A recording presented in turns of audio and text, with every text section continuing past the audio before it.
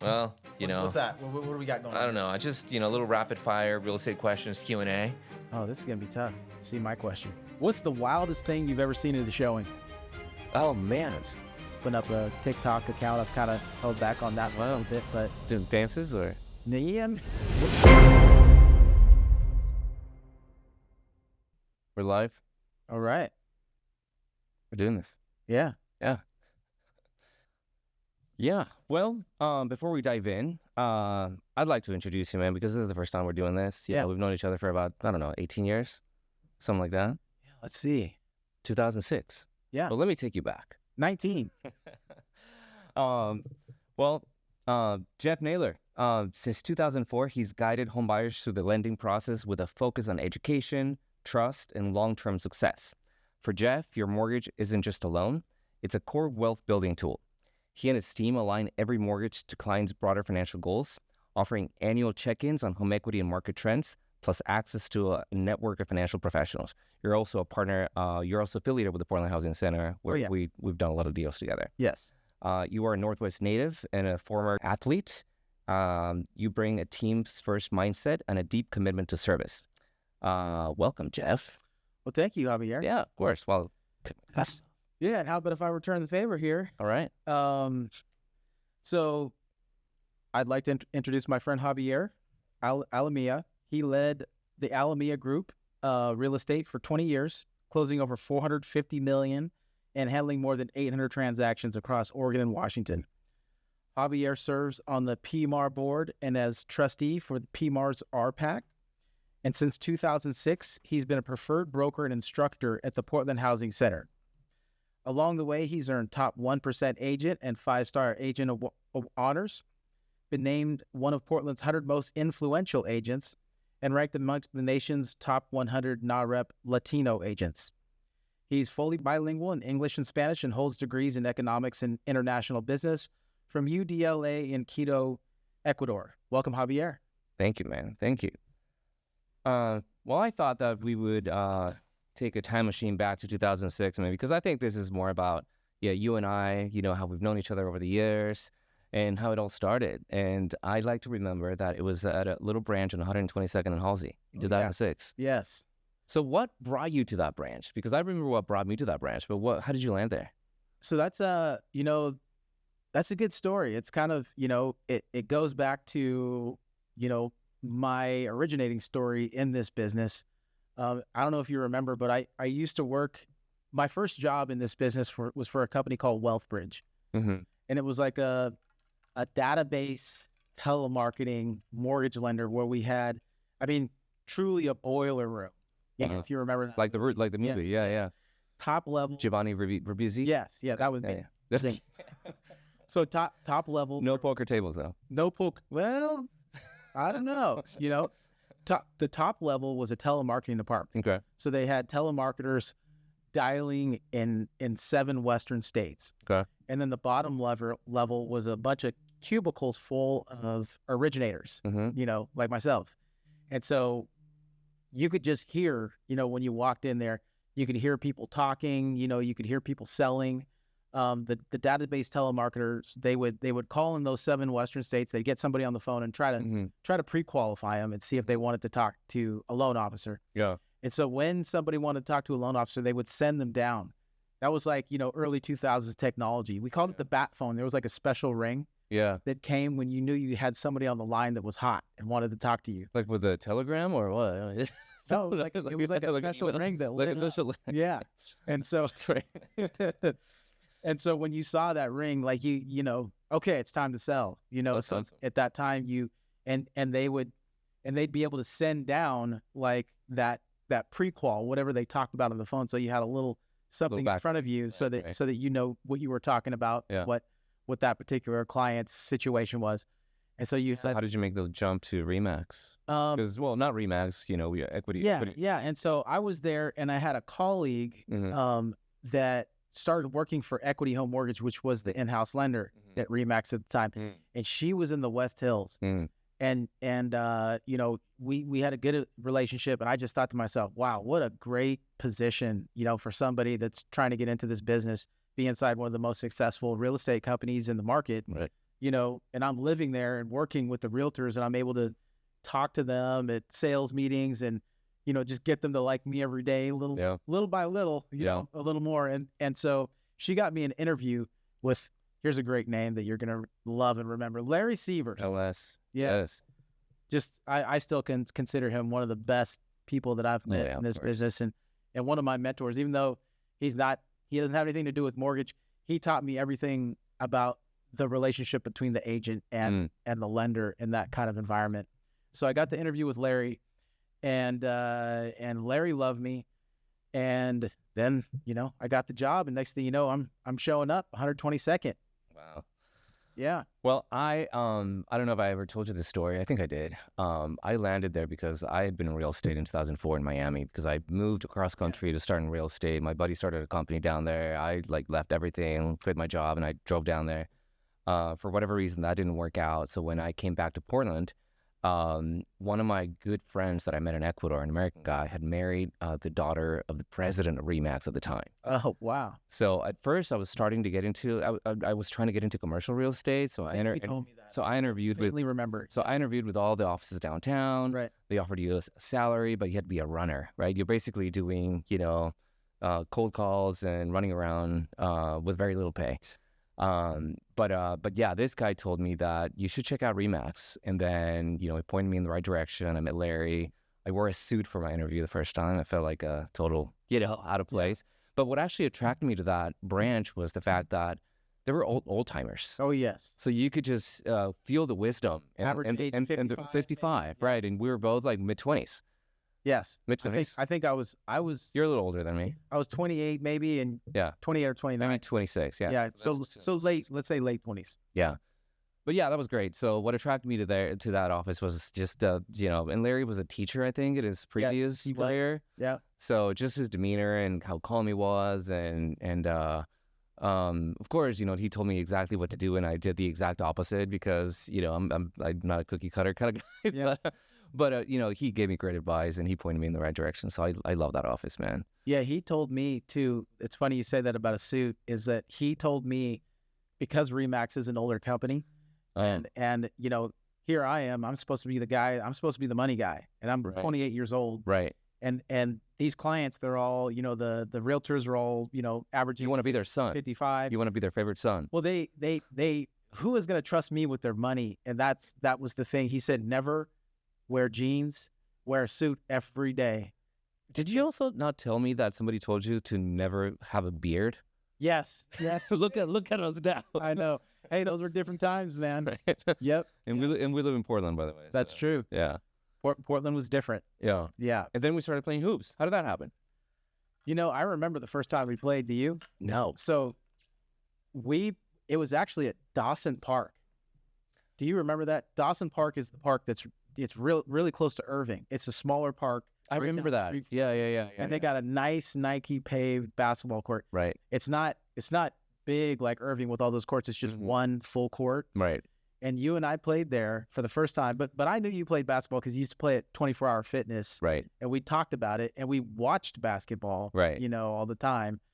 And so when we played, I remember one thing I specifically remember, I think, is that you were pushing some weight at that time, man. Like, that was the heaviest you've probably ever been, and you've been in great shape ever since you started playing basketball. That's right. You got me on that train, man. But yeah, I mean, gosh, you are so much better than I am, man. We're actually champions where I'm from Ecuador. I don't know if anybody knows or cares. You're a champion. So we were high school champions. Oh. But I was benched for the entire year because even though I'm not that short for Ecuadorian standards, I wasn't that good. I got better over time, but yeah. And we had a really good team. So you got better playing with me? I got better, but you still kicked my ass. Yeah, you got good over time. You even beat me like once or twice a year. 3-pointers, man. I can't believe it. This guy. You had lungs though. You could just run and run and run, which is great, man. That I love playing basketball with you at lunch. It was kind of like, it was especially considering you and I was thinking about this earlier today. You and I were like neck and neck, right next to each other, going through this business through the financial meltdown. Right. Now, that was a different time. That was a different time. And we're going through something similar. We're going through something tough right now, but that time was like, it was scary because, you know, we almost had the whole financial collapse of our, you know, of our system, Right. you know, and that came from the real estate sector, actually from the mortgage sector. Right. So that was, you know, and that had kind of like a shock and awe impact, I think, on the public in regards to what we saw from a real estate activity perspective. People were kind of scared to buy, and the only things that were available were, you know, Short sale foreclosures. Yeah. and those transactions were tougher. That was a tough 4-year span of time. I remember that, and I like to tell this story because I like to plug the Portland Housing Center. Yeah. My business was really niche at the beginning, you know, from 2005 to 2008. Yes. 95% of my clients were Spanish speaking. You know, I really, you know, leaned into my niche market because that was my strength. And then I started teaching classes over there, and they offer so many resources. So Portland Housing Center, just got to plug there. But you've also been a partner with them for a long time, and you taught classes but yeah, so that's how we really started. I mean, yeah, I think we started working together, didn't it? I think it was more because we had some mutual friends. Grant High School. We had some Grant High. That's right. Common, yes. Right. Yeah. And Facebook. We found out through Facebook, I think. Yeah. Because that's when Facebook first came out, and you could see who your friends were. Right. And so we were like, you know, wait a second. And right. that was another topic of conversation. And, and at that time, all those people, they were first-time homebuyers. Right. Or second time. They're starting family. 28, 30 years old. Yeah. Yeah. And then I think that over time, you know, I think at first you want to make a referral to somebody that is going to have empathy with the other person. But I think over time it's just quality, right? I mean, are you a good lender, and do you have good products to offer? Yeah, so absolutely. Yeah. And I think in the Portland Housing Center, I think that was where we were both tested. And I love that. And that's one thing I love about you too, is that, like, and that's where I think our businesses really aligned, is that you will take on any transaction, the toughest of the tough. Yeah. You know? I'll take the good ones too. Yeah. Well, you know, and I think I've kind of built my reputation on something similar. Right. Like I love the fact that I'm the one that you call when you got something that's on fire. Yeah. You know, and I'll pick it up at 8 p.m. at night, and I'll be that calming voice to try to put that back together. I think I just like the fact that I like a challenge, man. When somebody tells me it can't be done, or you can't find a house in this price range, or this person's being too difficult, I think that, you know, at that point, it's not just about salesmanship. It's about service, right?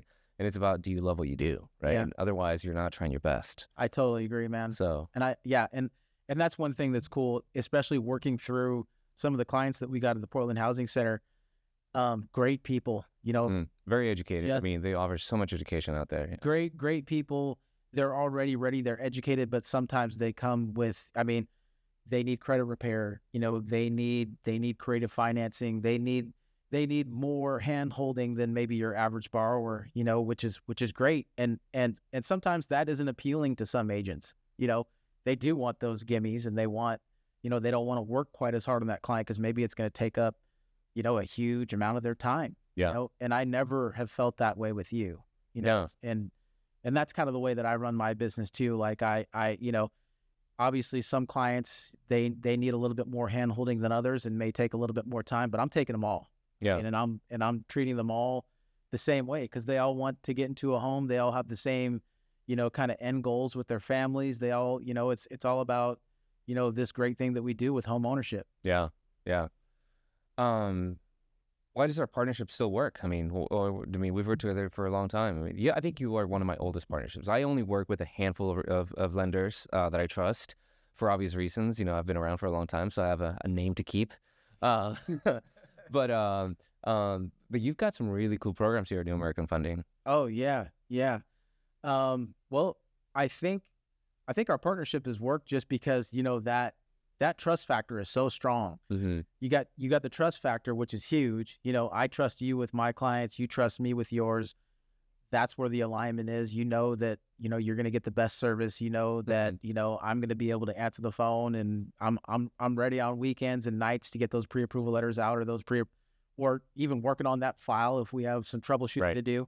So that's kind of the trust that we've kind of built over time. You know, you're going to get that from me. I know I'm going to get something similar from you. And then as our careers have moved on, and I think, what is it? Almost 20 years that we've worked together.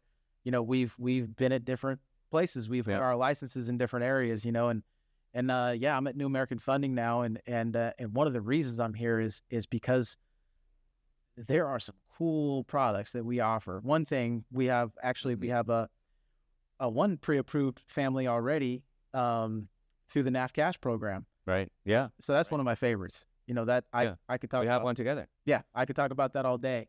And I just closed one last week. Yeah.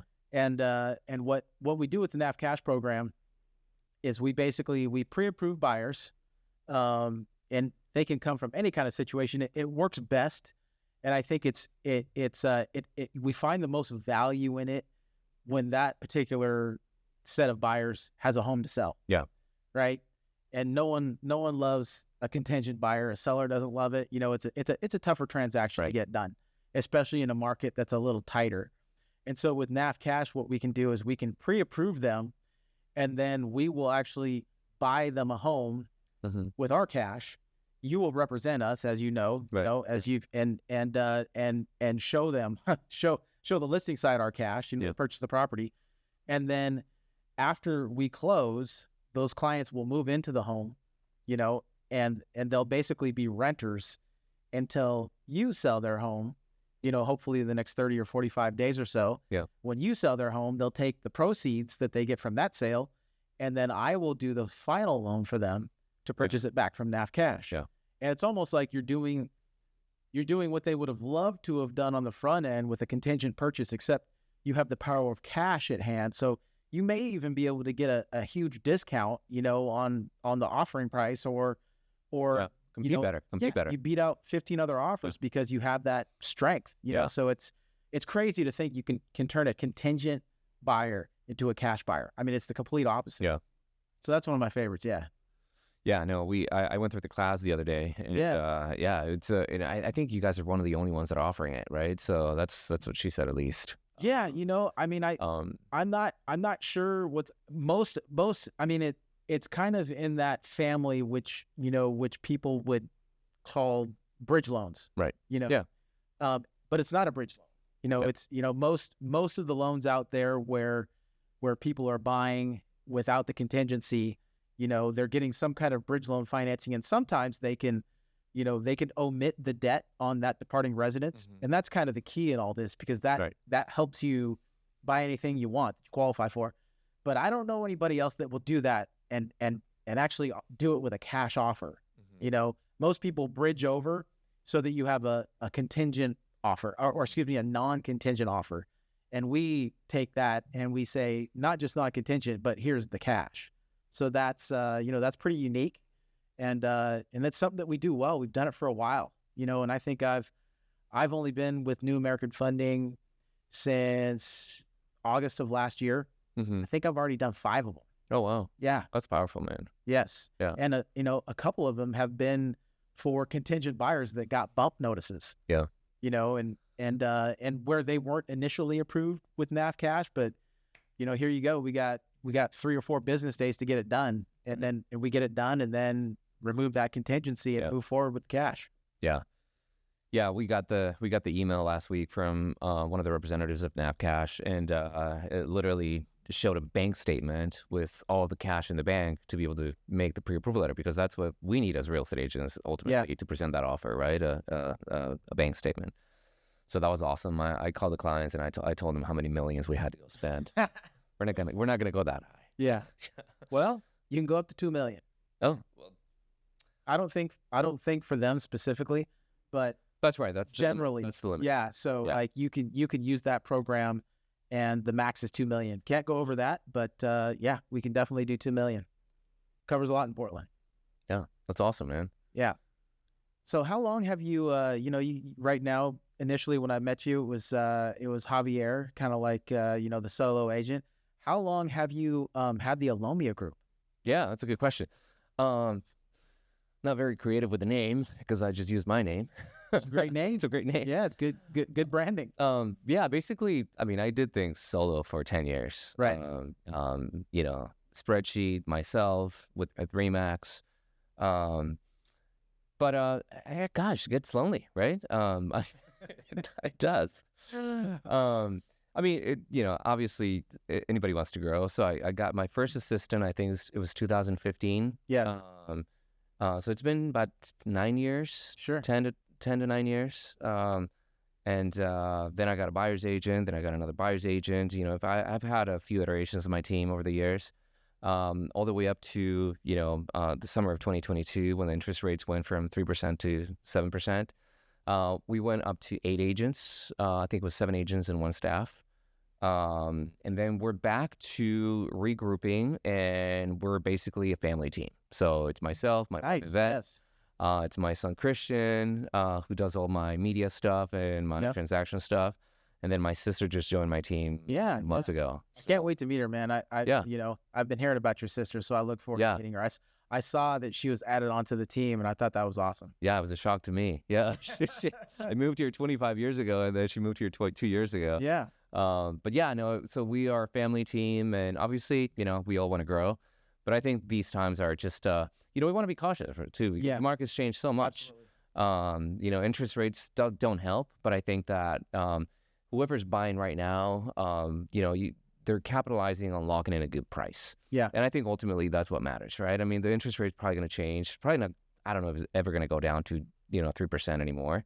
But I think that right now people are getting concessions. The inventory right now is at 3 months, which is pretty balanced, I would say. 5% is the new 3.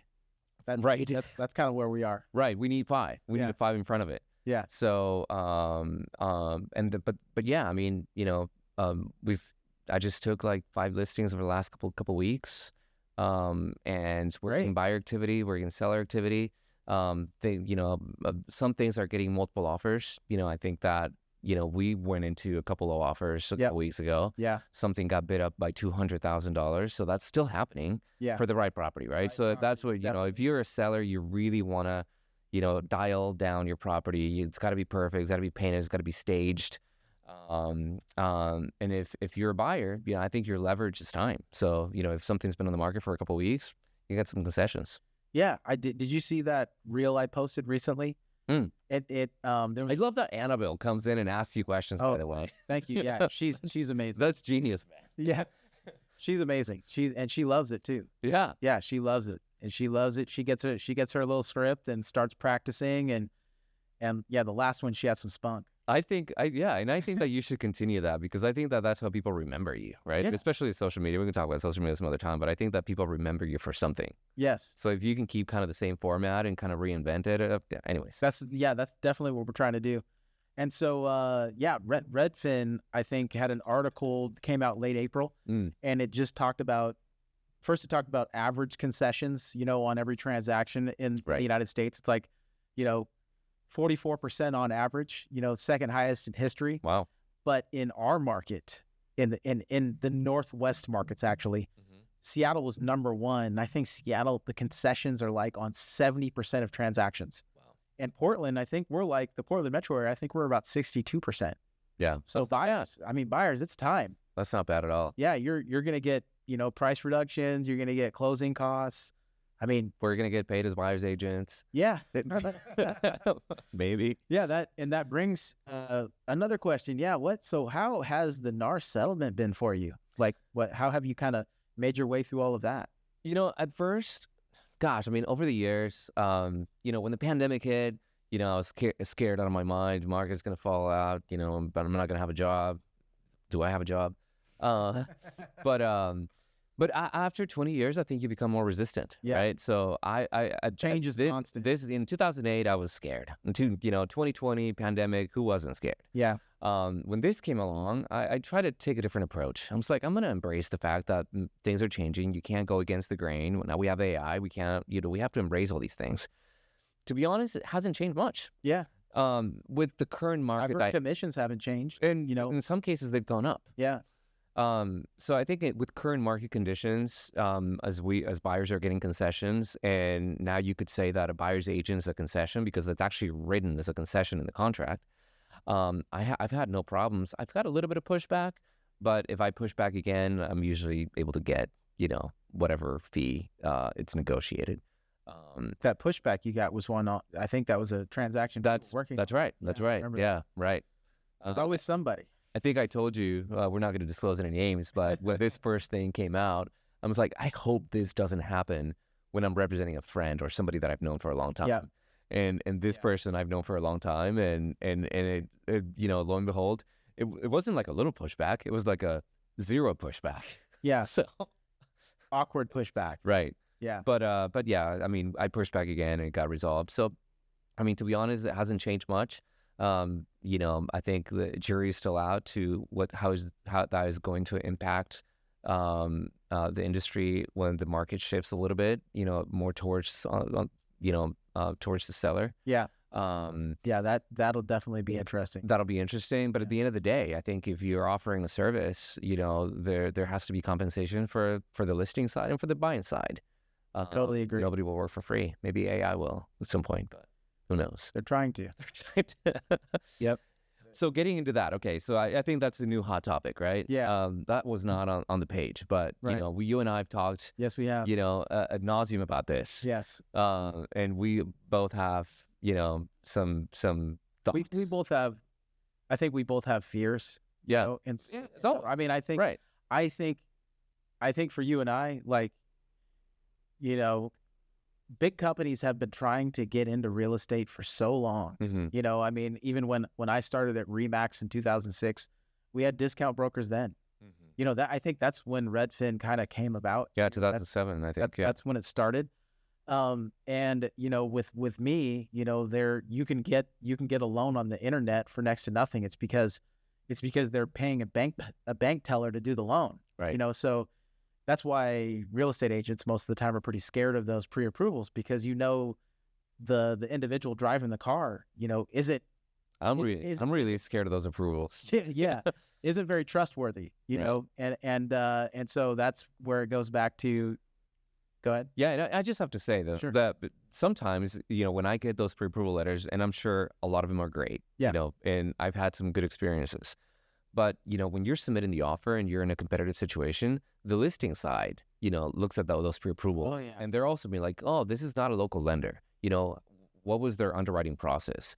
Are we going to have a team member on the team to close this loan, right? So I think that from the listing side, from the buyer's side perspective, as a buyer's agent, obviously, I want to work with somebody that I know. From the listing side, I would say that, having a pre-approval letter for somebody local or a well-known entity, weighs heavy on the offer process. Yeah, and that's one of the values that I try to give on every transaction. Like I love calling listing agents and talking about financing. It's part of that team effort that we give every time we write an offer. Now, how are you going to feel when the pre-approval letter on the other side is from AI? Right. What I mean, because basically AI is just with lending guidelines. Well, it's so new. It's all numbers. Yeah. So, it's going to be AI kind of looking through a rule set and making sure that everything fits inside that box. Are there going to be mistakes made? Are you going to be able to communicate on the other end? Is there, obviously there's going to be a loan officer, right, that's driving that. Are they going to be capable of leading? I mean, there's a lot of questions, but one thing we do know is that big business, big tech, they're trying to replace us. Yeah, right. Because there's a lot of money in real estate. Yeah, but I don't want it going to they want to get it, and they're trying to make things, although they haven't succeeded yet, but they're trying to make things cheaper. Yeah. And they're trying to make things more efficient. But everything that we've seen so far on that end is sloppy. Like the processes are sloppy. The customer service is sloppy. But it's getting smarter and smarter every day. So. Smarter, but is it better? Right. Yeah. No. Yeah. On my side, at least for me, I think that my job as a real estate agent is so nuanced with emotion and empathy. Yes. That I don't think AI will have that, because you need a physical presence in front of you to be able to empathize with you and to listen to what you need as a consumer, especially as a real estate agent. And then, and obviously we can talk about this all day, but, AI cannot, it's not a physical body. You have to go to homes and you have to meet with contractors. You have to meet with inspectors. You have to meet with plumbers. You have to get under the sink. You have to assess situations in real life. That's the real job. Yeah. Oh, yeah. And the emotional connection that you have with your client. So can it negotiate? Is it going to be able to negotiate? It's gonna, but then negotiate. I mean, how do you pick up on, nonverbal cues? How do you pick up on that stuff? Yeah. And how do you pick up on, for me, like on my end, like how do you really pick up on, that individual family's real financial goals? Right. Okay, here's your rule set. Here are the options. How can we guide you in the right direction? Yeah. I'm sure it's going to be able to come up with those options really fast and really cheap, but how, is it going to be the guide that family needs? And there isn't quite as much emotion on my end, but there's plenty of it. I think there's a lot of emotion. People make financial decisions emotionally. They do. I'd say you get more of the emotions because you're guiding them around. You're in their face more often. Yeah. Numbers, at least for me, I mean, I do get the emotions. Numbers are less emotional, I guess, than the physical side of housing. Right. The numbers are less emotional, but I still have to be an absolute rock at getting them through them because the emotion is spreading both ways. Yeah. And if you're not emotional about the physical home and some of those components, right, you're emotional about, maybe this payment doesn't fit in your budget and how do we get through this and how do we kind of search through those things. And so, yeah, definitely the emotional side is something I think that you and I both kind of excel at too. So I hope we keep our jobs, for another 10, 15 years. Yeah, no, I think we will. 10 years? What's your retirement plan? We'll talk about that later. Yes.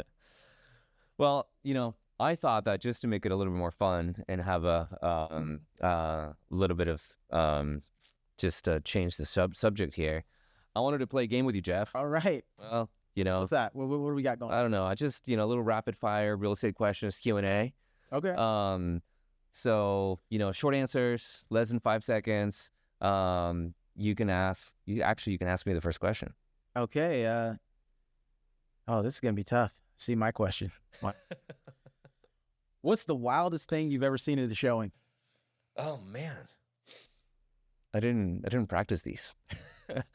I actually think what's the wildest thing? I showed a house I think 10 years ago in North Portland, and it was the middle of the winter. And I think that the lights were out or somebody had stopped paying the electricity, so we went in. It was like 6 o'clock, and it was kind of dark. We went upstairs into the attic, and oh my God, I saw a 8-foot hairy person, like just the shadow of it. Bigfoot? Like literally, just the shadow of it, because I could only make out the silhouette, right? Because it was like 6 p.m., whatever. And then I had a phone. I light up my phone up against it, and it was a Chewbacca mannequin almost. Oh my goodness, dude. That is awesome. I know. Oh, the things you see in Portland. I know. Yeah. Yeah. That's amazing. Yeah. When was that again? Like 2012 or something like that. See, Portland's always been Portland. I love it. Yeah. All right, my turn. Oh man. Name one loan program you've dreamed of inventing, and what would you call it? Oh man. I have never really dreamed of inventing a loan program. But if you did, it would be, I can't really tell you exactly, but it would be some form of, a cash type of program. Mm-hmm. Again, so that you could convert a pre-approval into a cash program, but with less strings attached. Yeah. Call it the NAF Cash, Nailer Cash. Capital the Keys or something. Capital the Keys. All right, love it. It's a good name. Love it. All right, you're up. Okay, Javier, what was your very first real estate sale, and what did you learn from it? All right. So I also like to tell this story because I am the luckiest guy in the world. When you get into real estate, obviously, I tell all my people that first get started, don't expect to make any money for the first 6 months to a year. I mean, that's kind of a given. I started in Miami in 2004. I didn't make any money, like zero money the first 6 months. Then we flipped a few homes. We were investing at the time. And then when I signed up with RE/MAX with Larry Sievers, do you remember those call sheets they used to put in the front desk? Yeah. Oh yeah. the call sheets. So my very first day, I put my name down, and I get a call 10 minutes later from a little old lady on 204th and Halsey that just wanted to sell her home for $154,000. Oh, 20465 Northeast Halsey. I'll never forget that address. that's great. So I talked to Larry. I picked up the phone, talked to her. I was, I'm also trying to pretend to be a good, I could be your son. I could sell your house. I was there in 30 minutes, and I signed that listing agreement. That's So, fantastic. but that was wild. I mean, when does that happen? But it took me Never. like a year of like sharpening my toolbox. Sure. That's cool. Yeah. I forgot about the call sheets. Call sheets. Yeah. Yeah. Yeah. Jeff, if your business philosophy were an animal, which one would it be and why? Oh, wow. My questions are very unique. My business philosophy, well, as it relates to what I do, let me just say as an animal, let's say it's an elephant. Okay. Because an elephant never forgets, and you can't forget your guidelines. I love that. Love that. All right. What's the worst piece of advice you ever got, and how did you survive it? The worst piece of advice, let me think. The worst piece of advice that was given to me? Yeah. I think just, when I first got into the business, in 2005, I remember, and this was not Larry, this was somebody else. They gave me my desk, they gave me a phone and the phone book with the business, like I don't know what section it was. Who's looked at a phone book anymore? It's been a while. So, and I thought that, this was 2005. The internet's been around for a few years now. So I felt like it was dating back to 1999. I think at that point I was, I've always been quite contrary. So when somebody tells me, everybody's doing this thing, I'm always choosing sort of another path because there's a line of 100 people trying to do the same thing. So I think that was it. I mean, it was just like the basic, Yeah. taking me back to the 90s. Yeah, I've heard those stories before. Yeah. That same kind of a similar kind of real estate story. Like, here's the phone book, get to work. Yeah. All right, Jeff, another interesting question for you. All right. Finish this sentence. My perfect Sunday starts with, and yes, coffee counts. I'd say these days my perfect Sunday starts with coffee, my family, my wife and daughter, and if I'm going to expand, hopefully it's a sunny day, maybe a little nature walk, a little farmer's market, get 30 minutes of hoops at the gym. Oh, hoops. I was going to say hoops. Yeah. Get a little of that, get a little of that exercise. Luckily I still play basketball maybe 4 or 5 times a week. So no, man. Yeah. I saw your video like a month ago. You shot 5 straight 3-pointers from half court. Yeah. It's incredible. I don't know how you do that. All right. So Javier, what's the one spreadsheet mistake that still haunts you? So I before real estate, I was a bookkeeper, so spreadsheets were my thing. So the spreadsheet story that still haunts me is that I kept spreadsheets for maybe too long. Now I have a CRM, right? But I was a master at spreadsheets. Spreadsheets are great, but they're not very automated. So, but yeah, I still love them though. Yeah. Yeah. Do you use spreadsheets?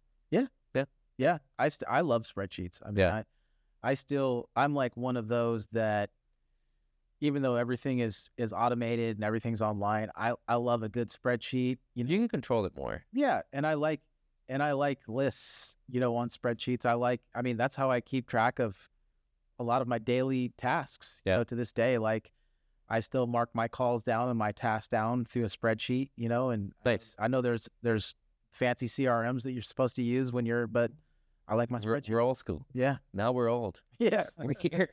Very true, man. We're almost Remax age. All right. Which client story makes you grin? Bonus for embarrassing details. Oh man, so many clients, so many great clients. Let me think. It's a tough one. And I don't, One of ours over the years. embarrassing details is especially, and I don't know, like, We can't say names. yeah, and embarrassing details are unfortunately, Can't disclose. most of the embarrassing details for client stories with me are, during my younger years and, making mistakes through transactions, Right. that, that's what every real estate agent hates now. You get through 2 weeks into it. I just had the ability to fix them, like I had the ability to think outside the box to fix a lot of the mistakes I made and kind of communicate through them, instead of kind of running and hiding behind the phone. I think that's sometimes what a lot of lenders do. You got to own it and figure it out. So those don't make me grin as much. They remind me of stress. Right. That's what you want to stay away from these days, and make sure that you handle everything up front. And so grinning, man. I think one that comes to mind is one of our first clients that I think you and I thought we were pretty cool, because at the time, you remember my friend, good old Dale Acelar, Yep. was the GM at Right. Grand Central. Yeah. And so he gave us that VIP room, Oh, and right. we got to take some clients to like That's a right, that's client right. appreciation Yeah, thing that's right. upstairs. Yeah. And got the whole room to ourselves with our own server and all that. Grand Central. So that was fun, man. That was kind of like in the earlier stages of us when our careers started going Yeah. to that next level. Yeah, for sure. All right. Okay, if you had a megaphone to bust one home buying myth, what would it be and why? I would say that I think people always ask me this. Like, people are always trying to time the market. What's the best time to buy? What's the best time to sell? There's no right answer for that. And timing the market is impossible. Time in the market, like doing it as soon as you can, and thinking long term, I think it's how you kind of demystify that myth. Because would you say that if you bought a home when you were 20 years old, you'd be better off financially than you bought when you were 30, right? That Yeah. decade, Just like any investment. that decade, Starter, right? So be a millionaire. So I think the myth is more like a question that I get asked all the time. When is it the summer? Is it the winter? Is it, I think that it's when you're ready, when you're financially ready. Like, did you get a good job at that city? Do you want to stay there for more than 3 to 5 years? I think that's the right time. So Yeah, but they say timing it when is the best time to buy a home? It was last year. When's the second best time? Today. right? That's what it is. Yeah. Like you can never look back, but I think it's always a great time to buy. Yeah. Hard to time the market. So what do we got here? All right, Jeff. Let's talk about retirement. In 10 years, when you are retired, what hobby do you hope to pick up? Oh, It's a layup for you. No pun intended. Well, that hobby, that layup hobby is already there. You're going to be surprised, but maybe you won't. Because I'm already, it's cooking.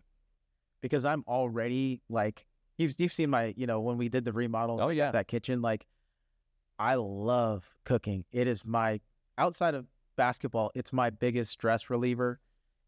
It's one of the things that I love to study and learn, and it's more and more valuable because, just imagine, all that great food that we have at all these restaurants. We're in like one of the meccas of restaurants in the United States. So we eat great food. And so that, like, if you could make that at home, like, I've always kind of thought that, like, if you can do this at home with your own skill set without having to pay a markup, what a value that is. And so I've kind of been digging into that over the years. And I've even thought about doing something like that, like, doing some form of cooking, like, one kind of dish or two kinds of dishes that, and opening up maybe a couple days a week. Yeah. Maybe my fried chicken, which is one of the things that I make every Christmas for the family. But it's just, and also the second thing about cooking is that there's a lot of bad stuff in the food that we buy. you know, so you can't really trust where you're eating or what you're eating. So I know that when my family shops, my wife is really good about this, is that, you know, we get really, whole foods, all natural, organic, and so you could take those ingredients and make something special out of it that is healthy. It's, well, what's better than that? I love it, man. Well, to wrap it up, I wanted to plug you again.